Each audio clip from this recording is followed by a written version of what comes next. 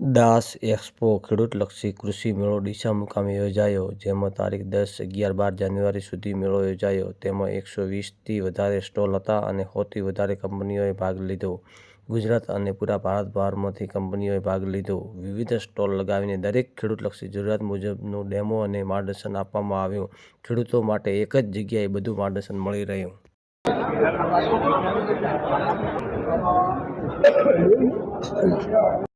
નમસ્કાર મિત્રો, આપણે ડીસા મુકામે જે દાસ એક્સપો દ્વારા જે કૃષિ મેળાનું આયોજન થયેલું છે, તો અહીંયા આગળ 3 દિવસ કૃષિ મેળાના સ્ટોલો લાગેલા હતા. એની અંદર આજે ત્રીજો દિવસ છે.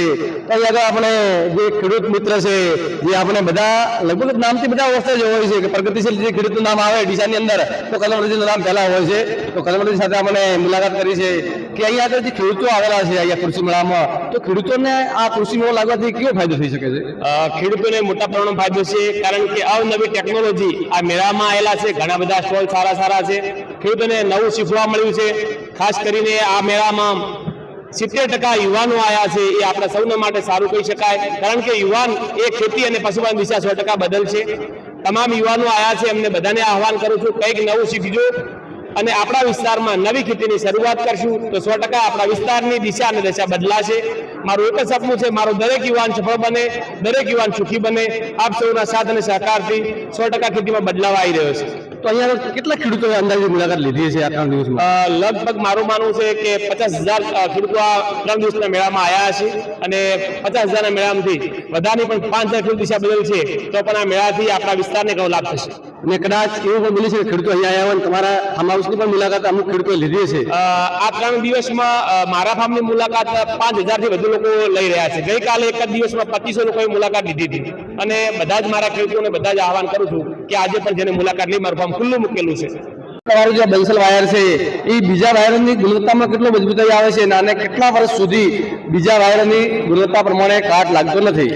બંસલ વાયર એક અમારી ક્વોલિટી કેવી છે કે બીજા વાયરની સામે તો પહેલાં તો મજબૂત વાયર છે અને એની જે તમે ક્વોલિટીની વાત કરી તો 8 થી 10 વર્ષ સુધી કોઈ કાટનો કે એવો કોઈ બીજો કોઈ પ્રોબ્લેમ આવતો નથી અને દરેક વાયરની સામે એક મજબૂત ટક્કર આપી શકે એવો વાયર છે અને બહુ જૂની અમારી કંપની છે જે વર્ષોથી ખેડૂતો સાથે સંકળાયેલી છે અને ખેડૂતોનો અમારી સાથે બહુ મોટો વિશ્વાસ છે કે અમારા કાઉન્ટર ઉપર મારી અહીંયા ફેક્ટરી છે હર્ષિદ વાયર રિટેલ, અમારું અહીંયાનું જે કામ છે બંસલનું બનાસકાંઠાની અંદર, અમારા ત્યાં જે કસ્ટમરો આવે છે જે બીજી પ્રોડક્ટ પહેલા માંગતા હતા, અત્યારે સામેથી એ લોકો એમનો રિસ્પોન્સ એવો છે કે બંસલનો જ વાયર આપો.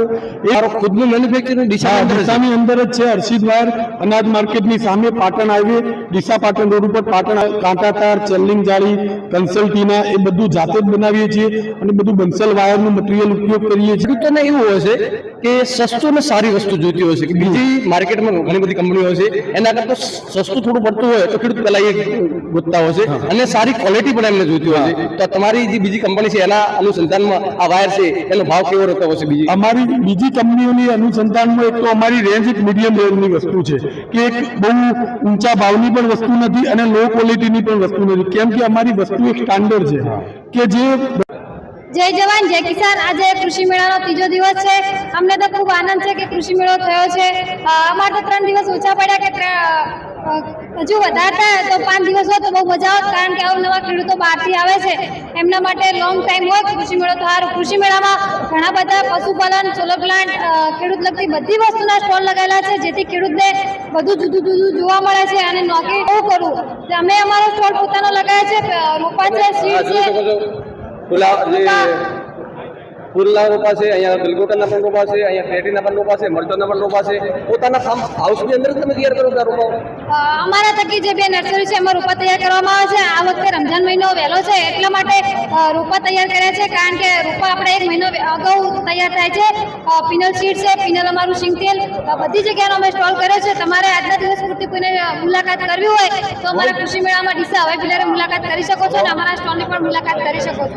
તો જે રોપાઓ કરેલા છે તો આ વર્ષે ઠંડીનું પ્રમાણ બહુ આવેલું છે, તો એના દ્વારા ખેડૂતોને તમે શું કહેશો કે ઠંડીનું પ્રમાણ હોય તો તમે એના ખેતી માટે શું કરી શકો નવા? આ વખતે ખેડૂતોને એક જ કહેવા માંગે છે કે આપણે ટીટી તરબૂચના રોપા હવે લગાવવાનો ટાઈમ થઈ ગયો છે, તો રોપા લગાવો તો ગ્રો કવરે મારો, જેથી કરીને આપણે દવાના ખર્ચા ઓછા થાય. ગ્રો કવર લગાવવાનો વીઘાનો ખર્ચો 4,400 રૂપિયા છે, અને જો દવાના ખર્ચા આપણે ખુલ્લામ લગાવો તો દવાના ખર્ચા બહુ વધારે થાય છે, અને ખુલ્લામ ટીટી અને તરબૂચનો ગ્રોથ થતો નથી. કોમ્બિનેશન યુરિયા નાખતા નહીં પહેલી વસ્તુ, પણ અમારા 60,000 ખેડૂતો આણંદ ડિસ્ટ્રિક્ટ, હું પોતે આણંદ ડિસ્ટ્રિક્ટ છું, 60,000 ખેડૂતોને હું હેન્ડલ કરું છું અને બધાને પણ સંતોષકારક આ ખાતરથી જવાબ મળ્યા છે. ઓછા ખર્ચે સારી ખેતી ઉત્પાદન વધારવા માટે અમારો ટ્રાય છે.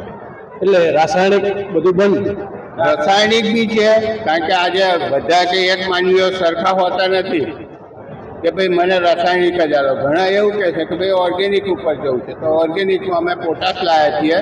ઓર્ગેનિકમાં ડીએપીની ઓપ્શનમાં છે, ફોસ્ફોરસ જીપ્સમ છે. તમારી બાજુ અત્યારે વાસ્મિક જમીન 8.5ની ઉપર ચાલી રહ્યો છે.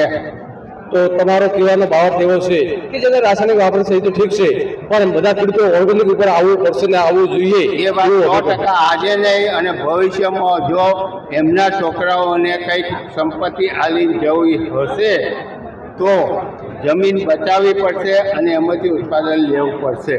એ વાત 100% છે. Thank you. મિત્રો, આપણે આજે ડીસા મુકામે જે દાસ એક્સપો કૃષિ મેળાનું આયોજન થયેલું છે અને આજે આ ત્રીજો દિવસ એટલે કે છેલ્લા દિવસ અહીંયા આગળ આયોજન પૂર્ણ થવાને આ રહે છે. ત્યાં આગળ ઘણા બધા ખેડૂતોએ મુલાકાતો લીધી છે. લગભગ મારા અંદાજે 50,000થી વધારે ખેડૂતો આવેલા છે. તો આપણે ખેડૂતો સાથે વાત કરશું કે તમને આ મેળામાં કેવું લાગ્યું, અહીંનો અનુભવ કહો. દાસ એક્સપો કૃષિ મેળામાં અમને એટલો આનંદ આવ્યો છે. સવારના અમે અહીં 10 વાગે આવ્યા હતા, તો આ 1 વાગ્યો છતાંય અમને મનમાં પાણી પીવાની પણ મનમાં એમ નથી થતું કે પાણી પીવું. આટલું બધું વેપારીઓમાં સપોર્ટ સાથે પણ કર્મચારી કોઈ ગ્રામ સેવક કે કોઈ વિસ્તરણ અધિકારી કર્મચારી લેવલે હોય કોઈ જીરો વ્યવસ્થા કે ભાઈ તમે રાધનપુર ના હો કે તમે ધાનેરા ના હો કે તમે ડીસા ના હો, આ બાબતે કોઈ હોતું નથી. સાહેબ માટેનું બાકી મોદી સાહેબે ઘણો બધો વિઝન વાળો બધો સગવડતા છે આધુનિક ટેકનોલોજી માટે, અને આ જો અપનાવશે તો ભવિષ્યમાં બનાસકાંઠા આપણને સોનાનું બનશે. તો અહીંયા આગળ ખેડૂત 3 દિવસના પૂર્ણાહુતિના આરે આજે જે મેળો ચાલી રહ્યો છે, તો અહીંયા ઘણા બધા ખેડૂતો અહીંયા આગળ વિઝિટિંગ કરે છે. તો આપણી સાથે જે ખેડૂત મિત્ર છે એમને આપણે પૂછશું કે આ મેળામાં તમને કેવું લાગ્યું? આ મેળો જોવાથી અમને આ મેળો જોવાથી સારું લાગ્યું. આમાં તમને કેવા સ્ટોલો લાગેલા હતા કે એનાથી તમને ખેડૂતમાં જે ખેતી કરવામાં ફાયદો પણ થઈ શકે? સારામાં સારા લાગ્યા અને નવી એમ કે પદ્ધતિ જોવા મળી. સારું એમ તો અહીંયા આગળ તમને જે જાણકારી અહીંયા આગળ જે પૂછવામાં આવી છે એ જાણકારી સચોટ આપવામાં આવી છે? કેવી રીતની જાણકારી આપવામાં આવી છે? સચોટ તો સારામાં સારી. તો ખેતી માટે આ સ્ટોલ જે આ લાગેલા છે, આ કૃષિ મેળો લાગવાથી તમને ફાયદો થશે કે નુકસાન થશે? ફાયદો થશે. ડીસા મુકામે જે દાસ એક્સપો દ્વારા જે કૃષિ મેળાનું આયોજન થયેલું છે, 3 દિવસ આ આયોજન હતું, જે 10, 11 ને 12 આજે છેલ્લો દિવસ એટલે કે ત્રીજો દિવસ છે.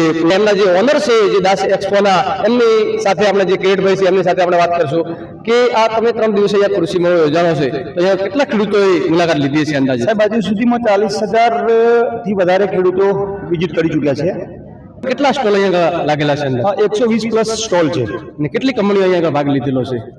100થી વધારે કંપનીઓ પાર્ટિસિપેટ થયેલી છે. આપણે ગુજરાત સિવાયની બહારની પણ કંપનીઓ હશે? મોસ્ટલી બધી ગુજરાતની તો ખરી જ કંપનીઓ છે જ ઓલરેડી, પણ પૂરા ભારતમાંથી કંપનીઓએ પાર્ટિસિપેટ કરેલું છે. તો અહીંયા આગળ જે મધ્યમ વર્ગના ખેડૂતો અહીંયા આગળ મુલાકાતો લીધી છે, તો એમને શું ફાયદો થઈ શકે? ખૂબ સરસ આપને પૂછ્યું સવાલ કર્યો સાહેબ.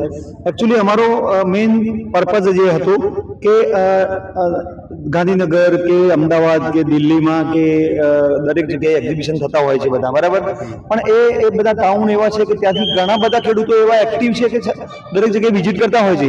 પણ એવા નાના ખેડૂતો પણ છે કે નાના નહીં મોટા ખેડૂતો હશે, પણ જેને જવાની ઈચ્છા હોય ના જતા હોય, એવા ઘણા બધા ખેડૂતો એવા છે કે જે ત્યાં નથી જઈ શકતા. એના માટેનું આ એક અમારું એક વિઝન એવું હતું કે જ્યાં મોટો ખેડૂતો, ડીસાનો સરાઉન્ડિંગ એટલે બનાસકાંઠાના સૌથી વધારે પોટેટોઝ ઉત્પાદન અને ખેડૂતો મોટા છે, દૂધ ઉત્પાદકો મોટા છે, એટલે અમારું મેઇન પર્પઝ અને વિઝન એ જ હતું કે અહીંયા એક્ઝિબિશન કરવાથી નાનામાં નાના ખેડૂતોને લાભ મળી શકે, નાનામાં નાના દૂધ ઉત્પાદકને લાભ મળી શકે, એ પર્પઝથી અમે અહીંયા આ મેળાનું આયોજન કર્યું હતું. તો અહીંયા આગળ જે બધા ખેડૂતો આવેલા છે એમનો અને જે અહીંયા આગળ વેપારી મિત્રો જે સ્ટોલ લાગેલા છે એમનો તમને કેવો પ્રતિસાદ મળી રહ્યો? ખૂબ સરસ. જે વેપારી માં પાર્ટિસિપેટ થયેલા છે, ભાગ લેવા વાળા જે કંપનીઓ છે જેને ભાગ લીધો છે, એમને ખેડૂતો અહીંયા વિઝિટ કરે તો ખૂબ પ્રતિસાદ મળવાનો જ છે. સિમ્પલ સી વાત છે. તો વિઝિટર એટલા સરસ હતા જેનાથી લઈને પાર્ટિસિપેન્ટને ખૂબ સહકાર છે એવો અમારો હતો કે અહીંયા એક જ છત નીચે દરેક પ્રકારના ખેડૂતોને દરેક વસ્તુ જેને જે વસ્તુની નોલેજ લેવું હોય લઈ શકે એવો પ્રયાસ કર્યો છે. એટલે દરેક પ્રકારની પ્રોડક્ટ અહીંયા લાવવાનો અમે પ્રયાસ કર્યો છે ઓલરેડી, અને આવનાર સમયમાં હજુ વધારે પ્રયાસ કરીશું કેમ કે અહીંયા અમને ખૂબ સહકાર સહયોગ મળ્યો છે ખેડૂતોનો અને પાર્ટિસિપેન્ટનો, અને અહીંયાની લોકલ સપોર્ટ અને ગવર્મેન્ટનો પણ અમને ખૂબ સરસ સહકાર મળ્યો છે. તો આવનાર સમયમાં ખૂબ વધારે નવી નવી વેરાયટીઝ અલગ અલગ એરિયાથી લાવીએ અને લોકોને નવું જાણવા મળે એવો અમે પ્રયાસ કરીશું સાહેબ.